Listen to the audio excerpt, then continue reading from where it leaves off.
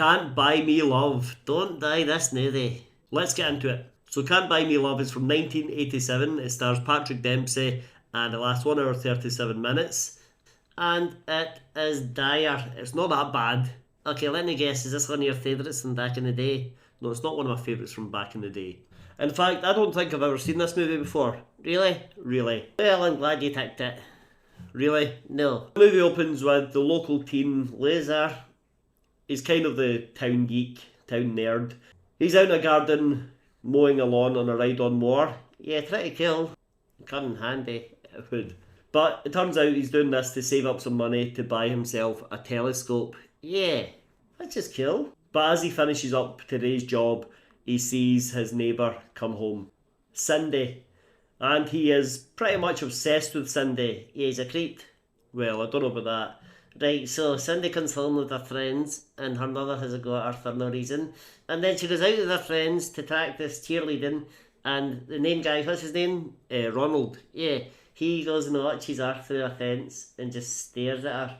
He's a creep. We find out Cindy does have a boyfriend, but he's away, big football star. Yeah, not like huge famous. He's on TV getting interviewed. Yeah, he's a college star. We see Ronald and his friend Kenneth at school and they're speaking about how this is going to be a big year. It's the last year, it's prom, it's graduation, it's all this stuff. Yeah, they're very excited. The Ronald's like, I want to be cool. I want to be one of the cool kids this year. And Kenneth's like, we're not cool. It doesn't happen like that, mate. That night we find out Ronald has saved up $3,000 for this telescope. What? Go on Gumtree. There was no such thing as Gumtree back then.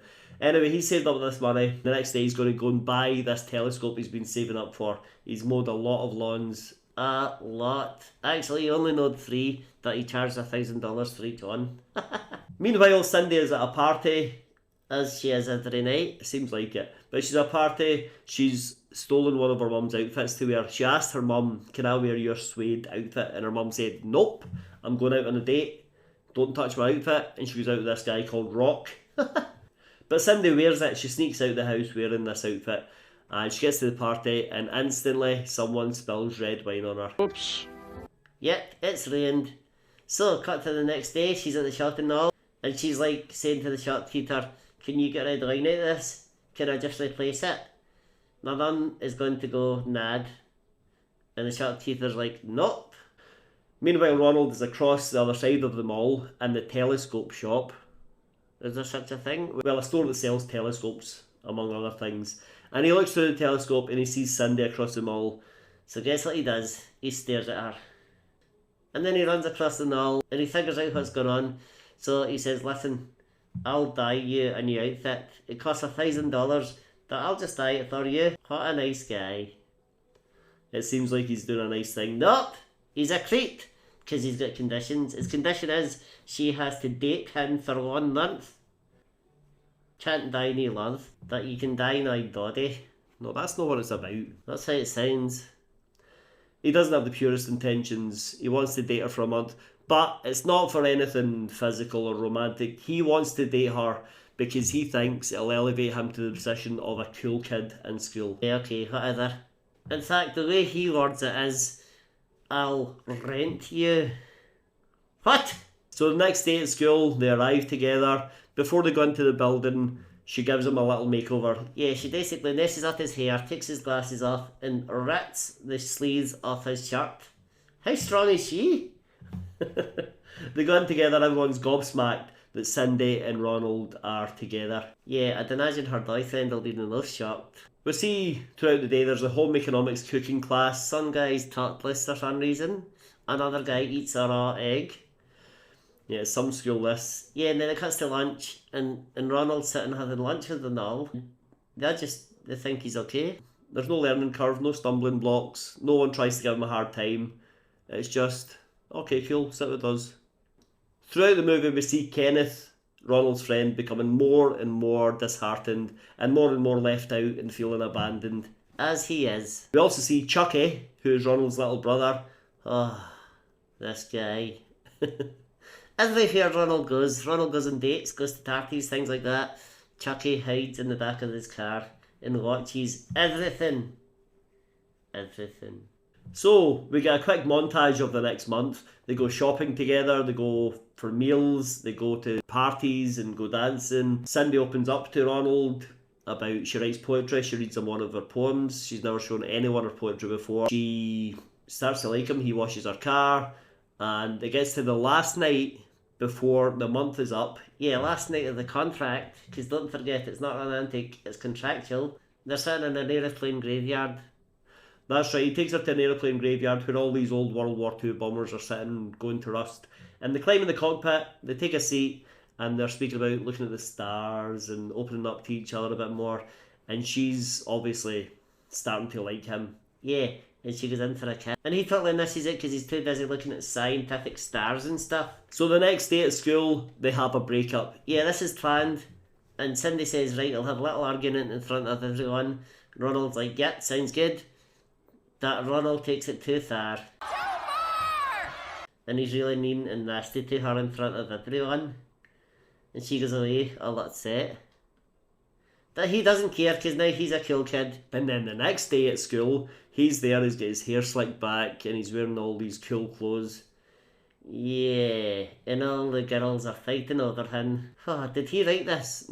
He goes on a date with a girl. While he's on this date, another girl comes along and he says, why do you want to date me? And she says, well, you went out with Cindy, so you must be cool. He agrees to go to the prom with her and he thinks, I better learn how to dance. Yeah, so there's this show called Dance Stand in America and all the cool kids watch it and you can learn all the new dances there. So he switches it on and he learns this dance and then he leaves the room and then we find out that Chucky had put the wrong channel on and what he's actually watching was a bridal dance from some Swahili tribe. So it gets to the night of the prom, he's there with his date and he starts doing this dance and everyone's looking at him like, what the...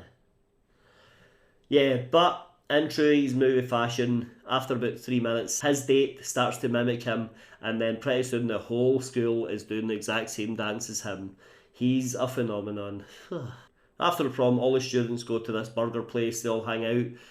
Ronald bumps into Cindy, he sees she's here with a date, some random guy, and she says, Ronald, I don't like how much he has changed. I thought you were a pretty cool guy as it was, but you've changed too much, Nate. You've lost who you are. And he's like, I'm too cool for you, I don't need you, you just can't handle me.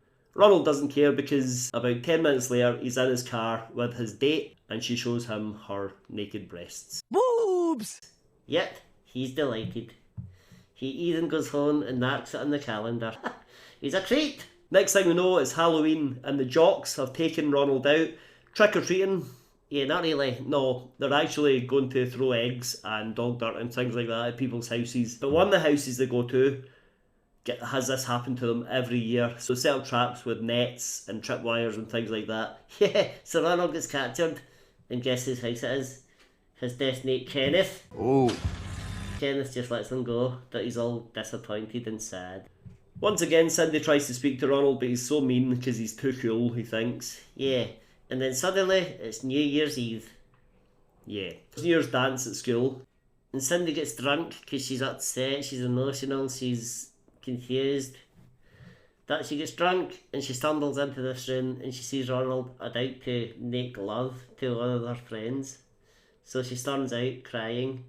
And then her boyfriend comes in and dumps her, the football star. He dumps her in front of everyone. This makes her even angrier and more emotional. So she stands in the middle of the party. When Ronald comes back in the room, she tells everyone he told me to pretend he's cool, pretend that he's on a date, that he's a creep. Yeah, she doesn't use the word creep, but she said, right. But she tells everyone she was hired by Ronald. So later, we see school's back in session. Ronald tries to sit with the jocks. They tell him, nope, you're not sitting here. So he goes over and tries to sit with Kenneth and the other dweebs, okay. He goes to sit with them and they tell him, nope, you're not sitting with us either. So he has to go and sit alone. He sits beside a tree and looks all sad. Consequences, Nate. We also see Ronald is back cutting grass, making up some more money. Yeah, and he goes to see Cindy and he says, listen, I'm really sorry I changed. I always wanted to be near you, and I want to say thank you for helping me find my true self again. Nice try, Buster. The next day at school, he's sitting by the tree, all alone. Kenneth and his friends start getting picked on. Kenneth thinks, we'll just go and sit with the jocks. It can't be that difficult. So Kenneth goes to sit with the jocks, and they all beat him up and pour food on him and have a go at him. Yet, and guess what happens? Ronald stands up for Kenneth, and then he says, listen, we're all the same. Jocks and geeks and cheerleaders, and we're all the same. That's basically what it boils down to. Yeah, and then everyone in the school applauds. Oh, that's new, they. At the weekend, Ronald's out cutting grass. He sees Cindy. Cindy is leaving her house. She's getting in a car with all her friends and all the jocks, and they're going to drive off somewhere. And she gives Ronald a little wave. Yeah, that he's not going with them because he's an outcast. But they drive off round the corner. He watches wistfully, sort of shaking his head like, oh well, maybe next time. Yeah, and then all of a sudden the car comes back. Cindy jumps out and says, no, Ronald, I want to be with you. And then she jumps in the back of his mower and they drive off into the sunset. Can't buy me love, everybody tells me so, unless it's for $1,000. That's the movie. What a load of nonsense.